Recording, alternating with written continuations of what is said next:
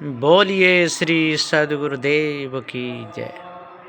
सद्गुरु श्री कबीर साहिब की जय। विश्व वंदनीय संत सम्राट बंदी छोर सद्गुरु श्री कबीर साहब जी, मेरे हृदय मंदिर के आराध्य परम पूज्य सद्गुरु श्री महंत साहब जी, पूजा के योग सभी संत समाज, मैं चरण कमलों में सिर झुका के त्रिवार बंदी करता हूँ। बोलिए श्री सद्गुरुदेव की जय।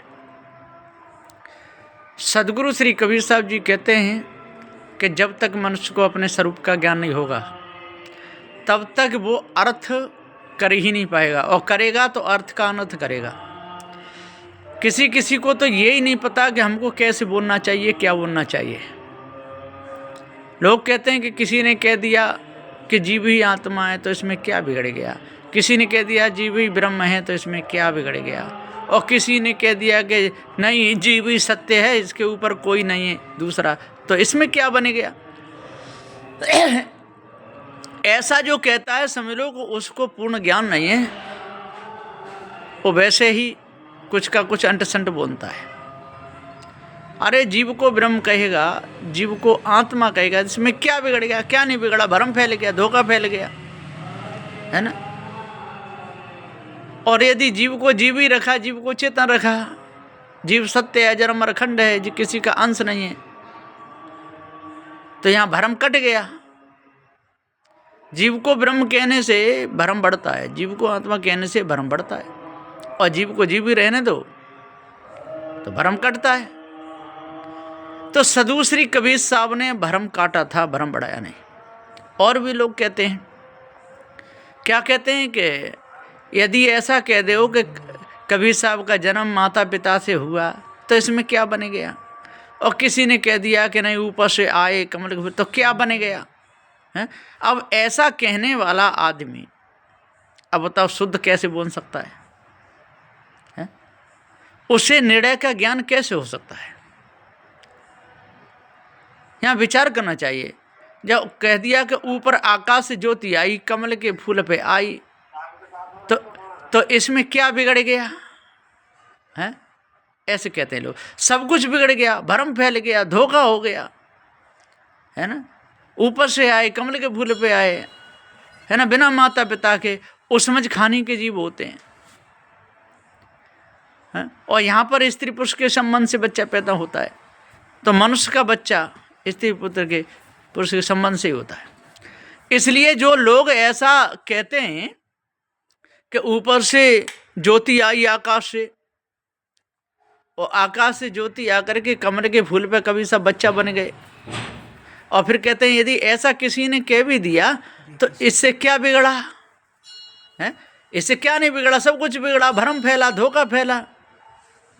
जो भ्रम ही भ्रम में धोखा है, ऐसे अनर्गल शब्द नहीं बोलना चाहिए। फिर सद्गुरु श्री कबीर साहब ने जो मेहनत करी उसका क्या होगा, है ना। वो तो सब बोल ही रहे हैं, और कहते हैं, और बड़ा श्रद्धा से कहेंगे, धनी धर्मदास के पंथ में कहते हैं कि ऊपर से कबीर साहब आए, और पारखी कहते हैं कि माता पिता के संबंध से आए। अरे चाहे माता पिता के संबंध से आए हों, चाहे ऊपर से आए हों, उनका उद्देश्य क्या था है? तो इसमें भ्रम क्या कटा है? अरे ये भी तो भ्रम मिटाना पड़ेगा। सद्गुरु श्री कबीर साहब जी आकाश से आके कमल के फूल में प्रकट नहीं हुए हैं। कबीर साहब तो माता के उदर से ही आए, उनके माता पिता थे। चाहे बच्चा कहीं जंगल में मिले, चाहे घर में पैदा हो, कहीं भी हो, वो माता पिता के संबंध से ही पैदा हुआ है और माँ के गर्भ से ही आया है।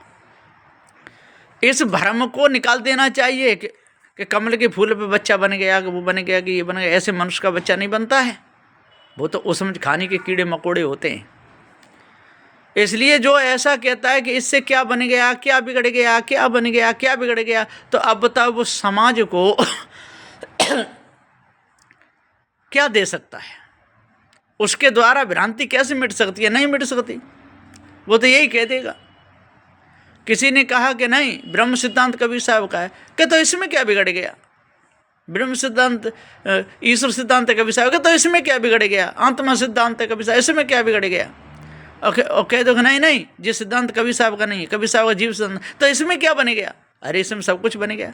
इसमें जीव का आदर है, जीव का सम्मान है, चेतन जीव अजर अमर अखंड है, सदूसरी कबीर साहब का पारक सिद्धांत है ना।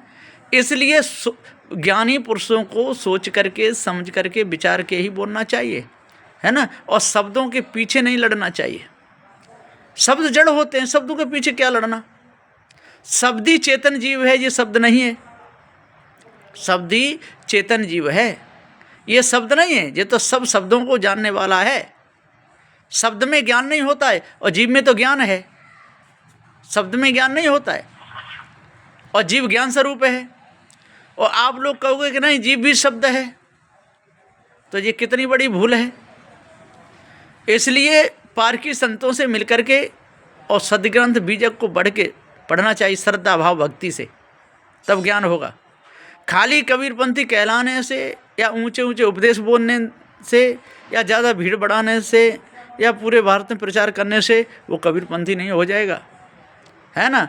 भ्रम के लोग बहुत हैं, वो कुछ का कुछ अपने नाम के आगे लगाते हैं और कुछ का कुछ बोलने लगते हैं और खाली शब्दों में अटके रहते हैं, शब्दी को जानते नहीं, है ना। कहते रहे नहीं किसी भी शब्द से पुकारो, एक ही बात है किसी भी शब्द।